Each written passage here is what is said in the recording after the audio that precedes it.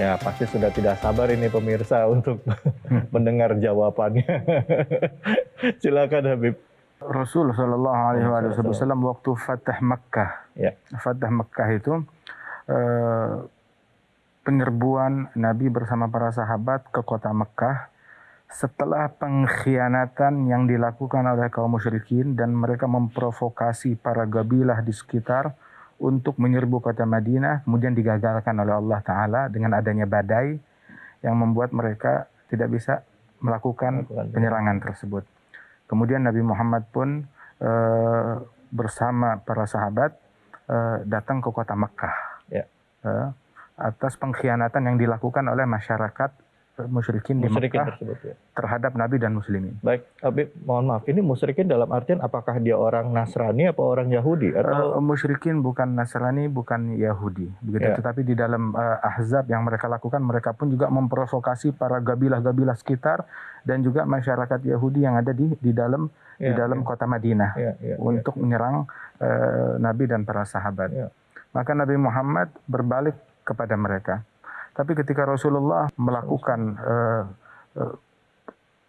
penyerbuan ke kota Mekah, Nabi mengultimatum dan menyatakan, mengisyaratkan kalau beliau datang ini dengan damai.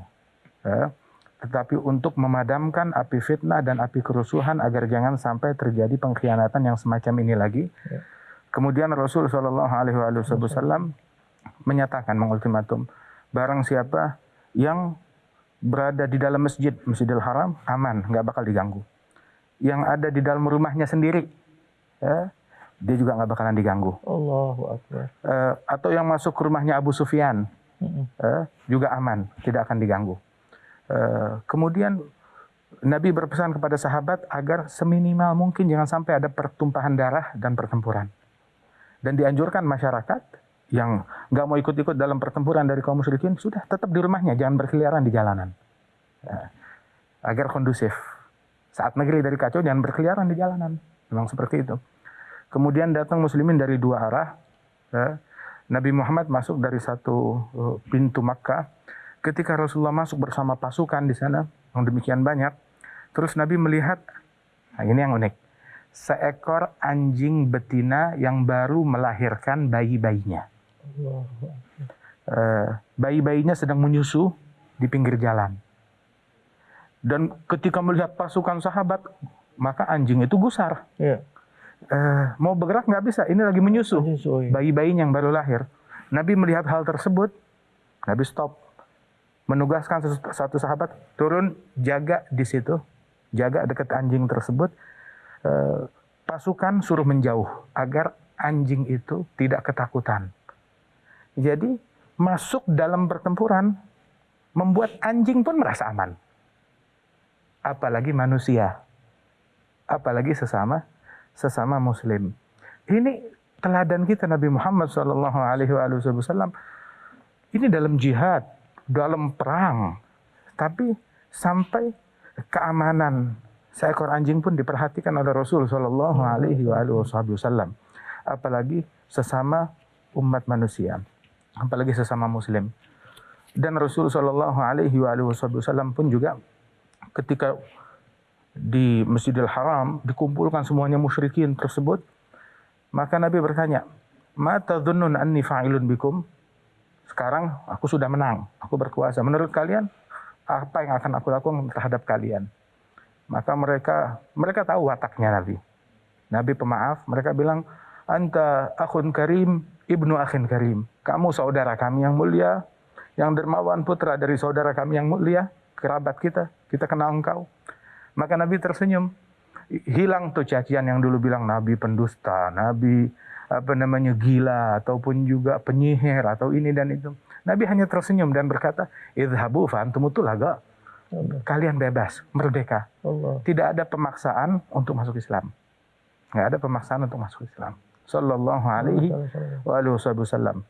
Tetapi orang melihat kejadian tersebut, melihat akhlak tersebut, berbondong-bondong semuanya masuk dalam agama Islam. Bahkan sampai terjadi di dalam peristiwa itu percobaan pembunuhan terhadap Rasul Sallallahu Alaihi Wasallam dari beberapa orang yang pura-pura masuk Islam saat Nabi tawaf.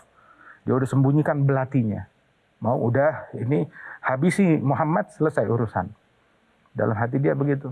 Tahu-tahu dia udah mengendap-endap di belakang Nabi yang sedang tawaf, mencari kesempatan. Begitu dapat kesempatan tersebut, tahu-tahu Nabi berhenti, berbalik ke belakang, bilang, ya fulan, apa yang sedang kamu berbisik dalam hatimu? Bilang, nggak ada, aku hanya berzikir kepada Allah. Kata orang tersebut. Bilang, lah, terus kenapa itu ada belatih di dalam bajumu? Diam orang tersebut, dihampiri oleh Nabi, dadanya dipegang oleh Rasulullah. Itu orang bilang, demi Allah, begitu Rasulullah angkat tangannya dari dadaku, berubah Nabi menjadi orang yang paling aku cintai. Nggak diungkit, nggak dibahas, langsung jatuh cinta kepada Nabi Muhammad Sallallahu Alaihi Wasallam. Sering jadi alasan oleh beberapa orang bahwa perbedaan dalam Islam adalah sunatullah. Bahkan dikatakan dalam satu hadis bahwa Islam itu akan terpecah menjadi 73 golongan. Yang benar ada yang berpegang pada Al-Quran dan sunnahku, katanya begitu. Jadi pembenaran bahwa yang benar cuma satu, yang lain salah, katanya gitu. Tapi nanti saya lempar ke Profesor dulu. Silakan, Bro. Iya, memang ada hadisnya, Bib, ya, bahwa ikhtilafu baina ummati rahmah.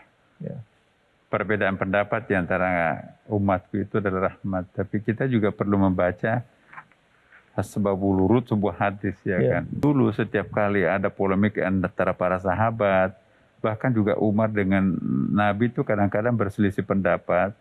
Tapi bahkan seringkali ada ayat yang turun untuk melerai perbedaan pendapat Nabi dengan Umar.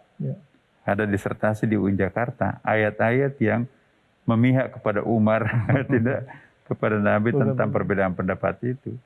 Nah, jadi inilah satu bukti kelapangan dada, keluasan jiwa Rasulullah Muhammad SAW. Jadi setiap kali ada perbedaan pendapat dengan sahabat, antara sahabat, bahkan dengan Nabi, itu ada ayat yang turun. Nabi merespon, alhamdulillah. Jadi setiap kali ada dinamika seperti ini, seringkali ayat turun. Jadi konteks itulah ikhtilafu baina ummati rahmah. Ya, perbedaan pendapat yang muncul di kalangan umatku itu rahmat. Tapi jangan, setiap perbedaan pendapat ikhtilafu baina ummati rahmah. Kenapa harus berbeda pendapat kalau bisa bersatu, ya? Iya, betul. Kenapa harus berbeda kalau bisa bersatu, ya kan? Jadi seolah-olah kita menjadikan di sini legitimasi untuk terciptanya sebuah perbedaan. Nah, dinamika itu kan tidak mesti harus melahirkan sebuah perbedaan yang sangat ekstrim begitu kan. Akhirnya satu saling menyesatkan. Nah, jadi jangan-jangan ikhtilafu baina ummati la'nah. Dulu kan kalau ada perbedaan pendapat, turun wahyu. Nah, Nabi kan sudah nggak ada. Tentu nggak ada wahyu lagi akan turun. Nah, kalau kita akan mengundang perbedaan pendapat dengan alasan itu adalah rahmat, mana lebih baik? Mari kita melupakan perbedaan pendapat. Mari kita bersatu, satu visi, satu misi untuk meraih tujuan bersama. Saya pikir kok yang kedua ini lebih baik. Daripada kita harus mampir-mampir membuat energi untuk melakukan perbedaan satu sama lain. Kenapa harus berbeda kalau memang bisa bersatu? Ya, jadi Rasulullah itu, Masya Allah, tidak akan pernah kita berhenti untuk mengaguminya. Manakala kita bicara tentang konsep ummah, konsep masyarakat. Nah, saya juga menghimbau kepada para pemirsa dimanapun juga berada, ya, apapun agama kita, mari kita belajar kepada Rasulullah Muhammad SAW. Dia itu tidak pernah membubarkan agama Kristen atau agama Nasrani. Dia nggak pernah membubarkan agama Yahudi. Bahkan, ya, Majusi pun yang kita anggap sebagai aliran kepercayaan itu pun juga tidak pernah dibubarkan. Bahkan mendapatkan pengakuan dalam Quran kan. Mohon maaf ya, mana ada kitab suci lain memberikan tempat secara eksklusif. 17 kali penyebutan Nasrani, 15 kali penyebutan Yahudi di dalam Al-Quran. Itu artinya apa? Al-Quran memberikan pengakuan terhadap agama lain, meskipun tidak memberikan pembenaran. Jadi lain pemberian pengakuan, lain pembenaran. Lakum dinukum waliyadin, itu pengakuan. Tetapi pembenaran no. Inna dina indallah al-Islam. Jadi bagi kita umat Islam, Islamlah yang paling benar. Tapi kita juga berikan pengakuan kepada orang yang beragama lain. Dan haknya agama lain untuk mengatakan agama kami paling benar. Paling benar, ya. Daripada agama yang lain. Jadi lakum dinukum waliyadin. Nah, jadi inilah yang perlu kita pegang bersama ya. Bahwa kehidupan plural seperti di Indonesia ini, ya ada contohnya. Keteladanannya ya. Keteladan kita Nabi. Bagaimana Nabi menjadi minoritas dan bagaimana Nabi menjadi mayoritas. Dua-duanya ketika ia menjadi minoritas, dia tidak pernah melakukan tirani. Ya. Ketika ia menjadi mayoritas, dia tidak pernah melakukan anarki. Ya kan? Biasanya kan kalau seseorang atau sosok itu menjadi minoritas, ada tindakan tirani. Tapi kalau dia menjadi mayoritas, dia menjadi diktator, anarki. Jadi Nabi ketika ia menjadi pemimpin mayoritas, tidak pernah anarkis. Ketika ia dipimpin sebagai penganut agama minoritas, tidak pernah tirani. Jadi anarki dan tirani itu sama. Tidak baiknya, mari kita tinggalkan, dan itu tidak pernah Nabi mencontohkan. Saya kira itu yang penting. Baik, terima kasih banyak Prof. Jika kita rangkai dalam satu kalimat, apa yang bisa kita ambil dari hikmah keteladanan Rasulullah SAW dalam konsep bernegara, Prof? Jadi dunia akan semakin aman kalau kita mencontoh karakter pribadi, kebijakan Rasulullah Muhammad SAW. Apapun agamanya, karena Nabi Muhammad SAW itu tidak menampilkan diri hanya untuk umat Islam, tapi ya untuk umat manusia kan. Ya. Rahmatan lil alamin, bahkan alam semesta, termasuk anjing tadi itu ya. Habib, ya. Luar biasa. Jadi anjing jangan sembarangan dibunuh ya, sakit ya.